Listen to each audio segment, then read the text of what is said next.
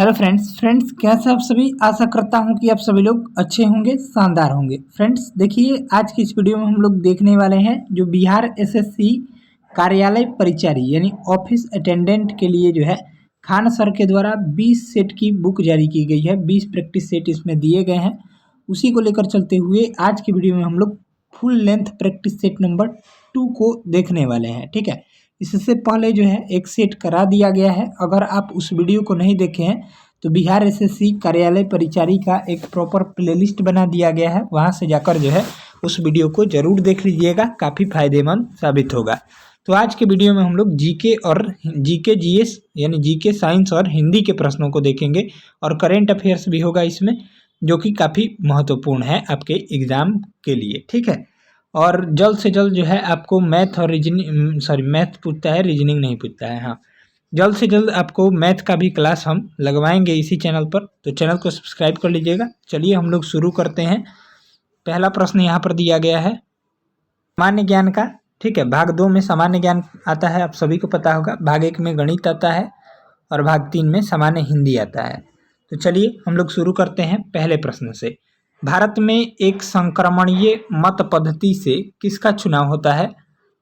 तो आपका right answer देखेंगे तो भारतीय राष्ट्रपति का। ठीक है, ऑप्शन हो जाएगा ए, इसका राइट आंसर हो जाएगा। नेक्स्ट है, लोकसभा में बहुमत दल का नेता कौन होता है? तो लोकसभा में बहुमत दल का नेता जो होता है वो प्रधानमंत्री होता है, यानी राइट आंसर हो जाएगा यहाँ से बी ऑप्शन करेक्ट जवाब हो जाएगा। अगला प्रश्न है, 1855-56 में संथाल विद्रोह का नेता कौन था? तो आपका राइट आंसर देखेंगे तो हो जाएगा सिद्धू और कान्हू। तो इसका राइट आंसर देखेंगे तो केवल सिद्धू ऑप्शन में दिया गया है, यानी ऑप्शन हो जाएगा सिद्धू। ठीक है, नेक्स्ट है, जलियांवाला बाग ने किस आंदोलन एक सेकेंड जलियांवाला बाग ने किस आंदोलन की पृष्ठभूमि जो है तैयार की थी? तो आपका राइट आंसर देखेंगे तो हो जाएगा असहयोग आंदोलन की। ठीक है, असहयोग आंदोलन कब हुआ था? तो आपका 1920 में हुआ था। ठीक है, असहयोग आंदोलन। सविनय अवज्ञा आंदोलन 1930 में हुआ था। भारत छोड़ो आंदोलन 1942 में हुआ था। इन सभी पॉइंट को ध्यान में रखिएगा। और खिलाफत आंदोलन जो है 1919 में हुआ था, इसको भी ध्यान में रखेंगे।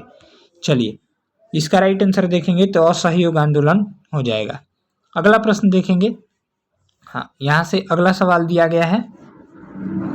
अगला प्रश्न है, उत्पत्ति के आधार पर संसाधनों को डैश और डैश के रूप में जो है वर्गीकृत किया जा सकता है।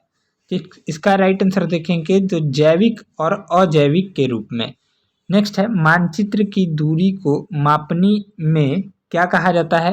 आपका करेक्ट जवाब देखिएगा तो ए हो जाएगा, अंश कहा जाता है। ठीक है, चलिए अगला प्रश्न है, निम्नलिखित में से कौन सा जो है वृक्षारोपण कृषि का उदाहरण है? तो आपका करेक्ट जवाब देखिएगा तो हो जाएगा 37 का सी ऑप्शन चाय। चलिए अगला प्रश्न है, निम्नलिखित में से कौन सा कथन जो है सही नहीं है? तो इसका जो राइट आंसर देखिएगा तो हो जाएगा बी ऑप्शन, भारत विश्व में सब्जियों का सबसे बड़ा उत्पादक है, यही गलत दिया गया है। बाकी सही है। उत्तर प्रदेश भारत में गेहूं का सबसे बड़ा उत्पादक है, सही दिया गया है। फल सब्जियों और मसालों के उत्पादन में को बागवानी कहते हैं, ये भी सही है। और भारत विश्व में फलों का दूसरा सबसे बड़ा उत्पादक है, ये भी सही है। सब्जियों में दूसरा नहीं है, यानी ऑप्शन हो जाएगा बी, राइट आंसर हो जाएगा। नेक्स्ट है, किस आधार पर लोकतंत्र को सर्वोच्च शासन कहते हैं? तो इसका राइट आंसर देखिएगा तो 39 का हो जाएगा, जनमत पर आधारित। चलिए अगला प्रश्न है, संसार की सबसे ऊंची सड़क कहाँ है? तो संसार की सबसे ऊंची सड़क जो है ये आपका लद्दाख में है, उमलिंगला दर्रा के मध्य। ठीक है, अगला प्रश्न है, साइमन कमीशन का विरोध क्यों हुआ था? तो आपका राइट आंसर देखेंगे तो हो जाएगा 41 का बी ऑप्शन, इसमें एक भी भारतीय शामिल नहीं थे, इसी कारण साइमन कमीशन का विरोध किया गया था। नेक्स्ट है, अल हिलाल नामक अखबार की स्थापना किसने की थी? तो अल हिलाल नामक अखबार की स्थापना जो है ये आपका अब्दुल कलाम आज़ाद के द्वारा किया गया था, यानी ऑप्शन हो जाएगा डी ऑप्शन। नेक्स्ट है, निम्नलिखित में से किसने जो है 1940 में सर्वप्रथम व्यक्तिगत सत्याग्रह शुरू किया?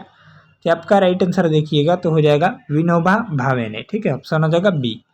अगला प्रश्न है, पेसो निम्नलिखित में से किस देश की मौद्रिक इकाई है, यानी मुद्रा है? तो आपका राइट आंसर देखिएगा तो हो जाएगा फिलीपींस। ठीक है, ऑप्शन हो जाएगा डी।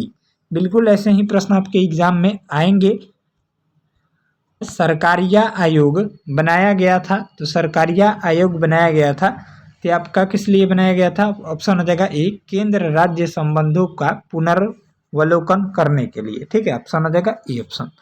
नेक्स्ट है, निम्नलिखित में से कौन सा जो है भारत का पहला क्षेत्रीय ग्रामीण बैंक था? तो आपका राइट आंसर देखेंगे तो हो जाएगा प्रथमा बैंक। ठीक है, ऑप्शन हो जाएगा ए ऑप्शन। नेक्स्ट है, भारतीय मौसम विज्ञान के अनुसार निम्नलिखित में से कौन सी ऋतु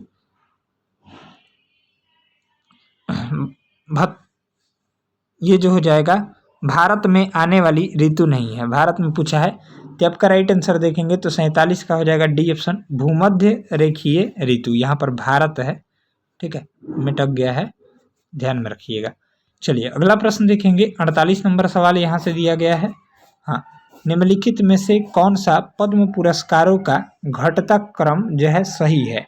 तो आपका राइट आंसर देखिएगा तो हो जाएगा यहाँ से ए ऑप्शन, पद्म विभूषण, फिर पद्म भूषण और फिर पद्मश्री। चलिए, अगर आपको वीडियो साफ नहीं दिख रहा है तो क्वालिटी जो है वो बढ़ा लीजिएगा। नेक्स्ट है 49 नंबर, निम्नलिखित में से कौन सा विकल्प भारतीय संविधान की प्रकृति का सही वर्णन करता है? तो आपका राइट आंसर देखेंगे तो न तो कठोर और न ही लचीला। अगला प्रश्न है 1928 में निम्नलिखित में से किसने कांग्रेस पार्टी की नेहरू रिपोर्ट स्वतंत्र भारत के लिए एक भावी संविधान लिखी जो स्वतंत्र उपनिवेश का दर्जा देने पर आधारित था? तो आपका राइट आंसर देखेंगे तो हो जाएगा सी ऑप्शन, मोतीलाल नेहरू ने। ठीक है, 50 का हो जाएगा सी।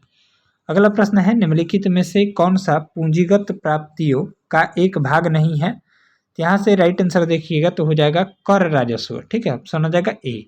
चलिए अगला प्रश्न देखेंगे, गैर कृषि गतिविधियों में बिहार की अर्थव्यवस्था का कौन सा क्षेत्र पुरुष श्रमिकों को अधिकतम रोजगार प्रदान करता है? तो आपका राइट आंसर देखेंगे तो हो जाएगा निर्माण। चलिए अगला प्रश्न है, सूर्य द्रोणानाथन ड्रोन प्रतियोगिता 2025 किस राज्य में आयोजित किया गया? ये करंट अफेयर्स का प्रश्न है, करंट अफेयर्स भी आपके एग्जाम में आएंगे। तो इसका राइट आंसर देखेंगे तो हिमाचल प्रदेश, इसका राइट आंसर हो जाएगा बी।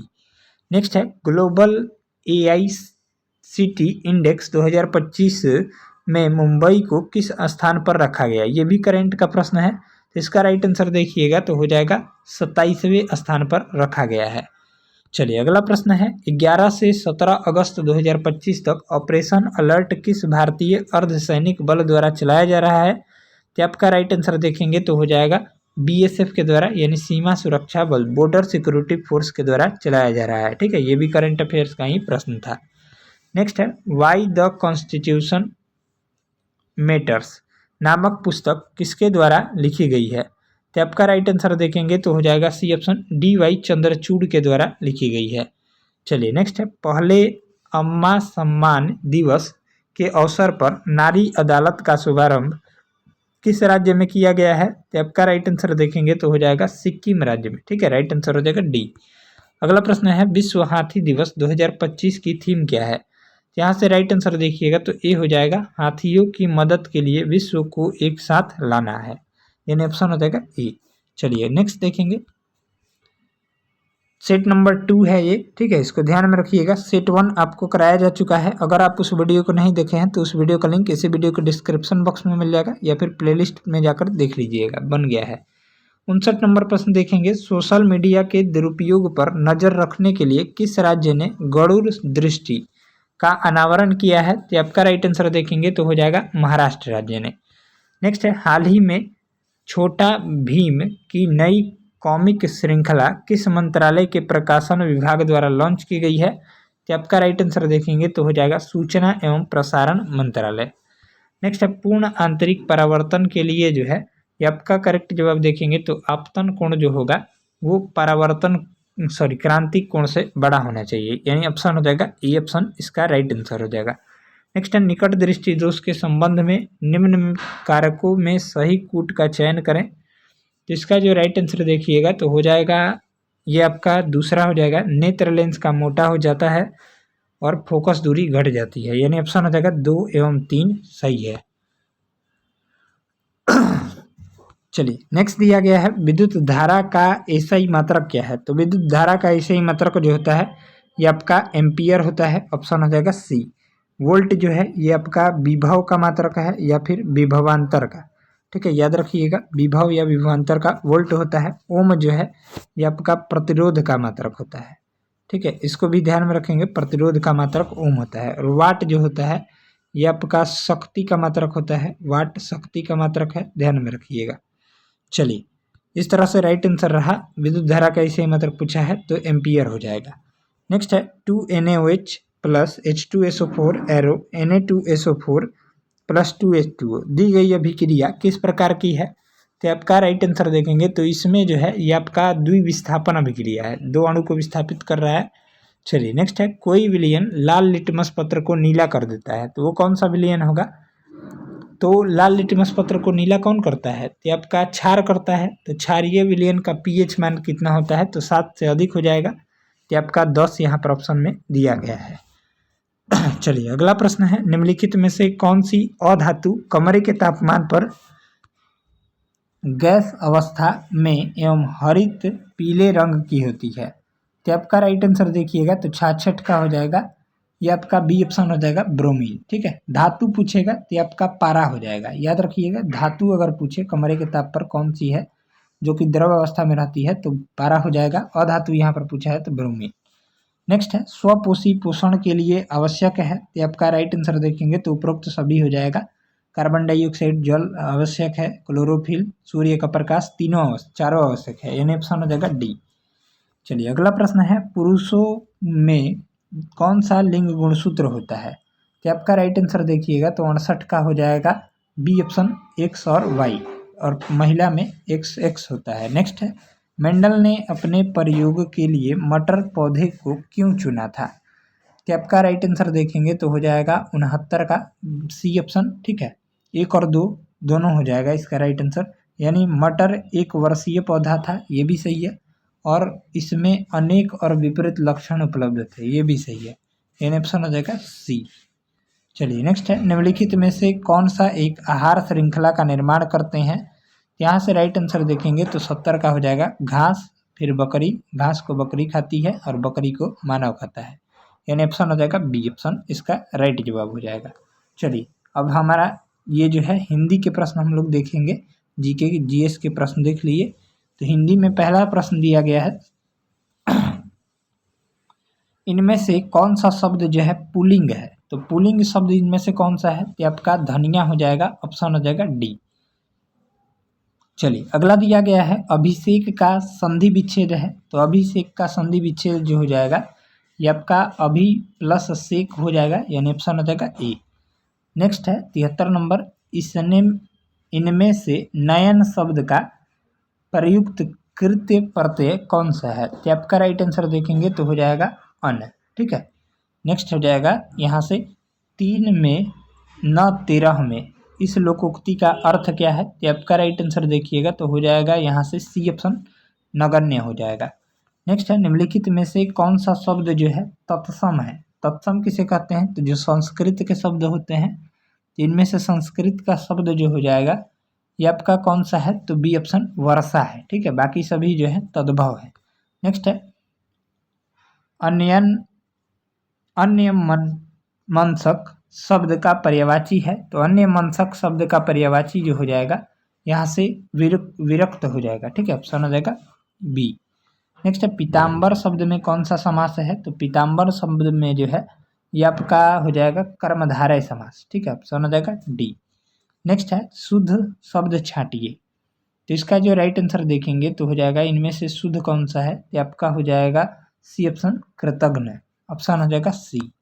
नेक्स्ट है निम्नलिखित में से शुद्ध वाक्य नहीं है, यानी गलत कौन सा है? तो इसका जो राइट आंसर देखिएगा तो ये हो जाएगा, वह गीत को की 2 लड़ियाँ गाती है, ये गलत है, बाकी सभी जो है सही दिया गया है। नेक्स्ट है कृष्ण शब्द का विलोम हो जाएगा, तो कृष्ण का विलोम जो है शुक्ल होता है, यानी ऑप्शन हो जाएगा बी, 80 का राइट आंसर हो जाएगा बी। नेक्स्ट है जिसकी 2 माताएं हो के लिए उपयुक्त शब्द है, तो इसका जो राइट आंसर देखेंगे तो हो जाएगा 81 का, ये ऑप्शन दो मातुर, ठीक है। नेक्स्ट है स्वाभिमान शब्द में कौन सा उपसर्ग है? तो स्वाभिमान शब्द में जो है ये आपका राइट आंसर देखेंगे तो हो जाएगा बी ऑप्शन, स्व उपसर्ग दिया गया है। नेक्स्ट है मेरी गोद में बिल्ली है, इस वाक्य में कौन सा कारक है? तो इसका राइट आंसर देखेंगे तो 83 का हो जाएगा डी ऑप्शन, अधिकरण कारक है। नेक्स्ट है मीनाक्षी शब्द का तद्भव होगा, तो मीनाक्षी मतलब क्या होता है? तो आपका राइट आंसर देखेंगे तो हो जाएगा 84 का बी ऑप्शन, मक्खी हो जाएगा। चलिए नेक्स्ट है, एक सेकेंड सॉरी, मक्षिका है, ठीक है। मीनाक्षी मतलब तो मछली होता है, मक्षिका मतलब मक्खी होता है, ठीक है। ऑप्शन हो जाएगा बी, इसका राइट आंसर हो जाएगा, ठीक है। चलिए नेक्स्ट है, अच्छा विद्यार्थी गुरु की आज्ञा मानता है, रेखांकित शब्द क्या है? तो आपका राइट आंसर देखेंगे तो हो जाएगा 85 का बी ऑप्शन, विशेष्य है, ठीक है। नेक्स्ट है, इनमें से विभक्त रस का अस्थाई भाव क्या है? तो आपका राइट आंसर देखेंगे तो हो जाएगा 86 का बी ऑप्शन, जुगुप्सा, ऑप्शन हो जाएगा बी। नेक्स्ट है, तरल शब्द का विलोम है, तो तरल शब्द का विलोम जो हो जाएगा, ये आपका करेक्ट जवाब देखेंगे तो बी हो जाएगा, ठोस हो जाएगा। तरल मतलब ऐसे जैसे ये पानी नहीं होता है, पानी तेल ये सब, और ठोस मतलब जैसे बर्फ हो गया। चलिए अगला प्रश्न देखेंगे, इनमें से शुद्ध शब्द कौन सा है? आशीर्वाद का कैसे लिखाएगा आशीर्वाद? तो इसका राइट आंसर देखेंगे तो सी हो जाएगा, आशीर्वाद, ऑप्शन हो जाएगा सी। नेक्स्ट है, विष के दांत शीर्षक पाठ किस कहानी संग्रह से लिया गया है? तो आपका राइट आंसर देखेंगे तो हो जाएगा बी ऑप्शन, विष के दांत तथा अन्य कहानियों से। चलिए नेक्स्ट है, अगला प्रश्न दिया गया है, ढहते विश्वास शीर्षक पाठ में किस बांध के टूटने की बात कही गई है? तो आपका राइट आंसर देखेंगे तो हो जाएगा 90 का ए ऑप्शन, दलेई बांध। अगला प्रश्न है, बी आर नारायण ने किसी कहानी का अनुवाद किया है, वो कहानी कौन सा है? तो आपका राइट आंसर देखेंगे तो हो जाएगा दही वाली मंगम्मा, ठीक है, ऑप्शन हो जाएगा बी। नेक्स्ट है, रेनर मारिया रिल्के का जन्म जो है कहाँ हुआ था? तो आपका राइट आंसर देखेंगे तो हो जाएगा ऑस्ट्रिया में, यानी ऑप्शन हो जाएगा ए। अगला प्रश्न है, मेरे बिना तुम प्रभु शीर्षक कविता किस भाव की है? तो आपका राइट आंसर देखेंगे तो बी हो जाएगा, भक्ति की है। अगला प्रश्न है, बहादुर शीर्षक कहानी की निर्मला कौन थी? यहाँ पर राइट आंसर देखेंगे तो 94 का हो जाएगा बी ऑप्शन, लेखक की पत्नी थी। चलिए अगला प्रश्न है, वियोग में सच्चा प्रेमी जो वेदना सहता है उसे चित्त में जो विभिन्न तरंगे उठती है का चित्रण किया है, वह चित्रण किया है। तो आपका राइट आंसर देखेंगे ये 95 का हो जाएगा ए ऑप्शन, घानानंद ने चित्रण किया है इसका। चलिए 96 से 100 तक गंधास है, इसको पढ़कर जो है उत्तर देना है, तो इसको हम लोग चलिए पढ़ लेते हैं। सिंपल होता है, पढ़कर सिर्फ आंसर देना होता है। भाषा पर कबीर का जबरदस्त अधिकार था, वे वीणा के डिक्टेटर थे। जिस बात को उन्होंने जिस रूप में प्रकट करना चाहा उसी रूप में भाषा से कहलवा लिया, ठीक है। बन गया तो सीधे सीधे, नहीं तो दरेरा देकर। भाषा कुछ कबीर के सामने लाचार सी नजर आती है, उसमें मानो ऐसी हिम्मत ही नहीं है कि इस लापरवाह फक्कड़ की किसी फरमाइश को नहीं कर सके और कहानी के अनकहानी को रूप देकर मनोग्राही बना देने की तो जैसी ताकत कबीर की भाषा में है वैसी बहुत कम लेखकों में पाई जाती है। क्या अब हम लोग आंसर बताएंगे, तो कबीर की वीणा के विषय में क्या कहा गया है? तो आपका राइट आंसर देखेंगे तो हो जाएगा, अभी हमने पढ़ा कबीर के वीणा में वे एक डिक्टेटर थे, यानी ऑप्शन हो जाएगा कबीर वीणा के डिक्टेटर थे, यानी ऑप्शन हो जाएगा 96 का, यहाँ से सी ऑप्शन। अगला प्रश्न है, कबीर के सामने भाषा का रूप कैसा है? तो आपका राइट आंसर देखेंगे तो हो जाएगा 97 का, वो हो जाएगा, यहाँ से पढ़िएगा तो बी ऑप्शन हो जाएगा, भाषा लाचार सी नजर आती है। नेक्स्ट है, कबीर की भाषा में कैसी हिम्मत नहीं है? तो आपका राइट आंसर देखेंगे तो 98 का हो जाएगा बी ऑप्शन, कि वह इस फक्कड़ की फरमाइश को नहीं कर सके। यहाँ पर दिया गया है, ठीक है, आप लोगों ने अगर सुना होगा ध्यान से तो इसको भी बना लीजिएगा, फक्कड़ की फरमाइश को नहीं कर सके और कहानी को अनकहानी का रूप देकर मनोग्राही बनाते हैं, ठीक है।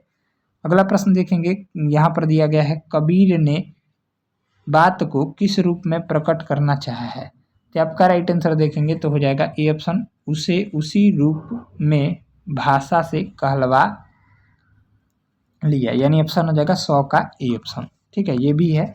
चलिए, इसका आंसर यहाँ पर दिया गया है। बाकी आपको वीडियो अगर अच्छा लगा हो तो वीडियो को लाइक कर दीजिएगा और इसका पीडीएफ डेली आपको टेलीग्राम पर मिल जाएगा। टेलीग्राम चैनल का लिंक किसी वीडियो के डिस्क्रिप्शन बॉक्स में दे दिया गया है और पीडीएफ एक को डाल भी दिया गया है। सेट नंबर 1 को डाल दिया गया है, सेट नंबर 2 क्लास के बाद जो है अपलोड हो जाएगा। ठीक है, तो टेलीग्राम चैनल से जुड़ जाइए। धन्यवाद।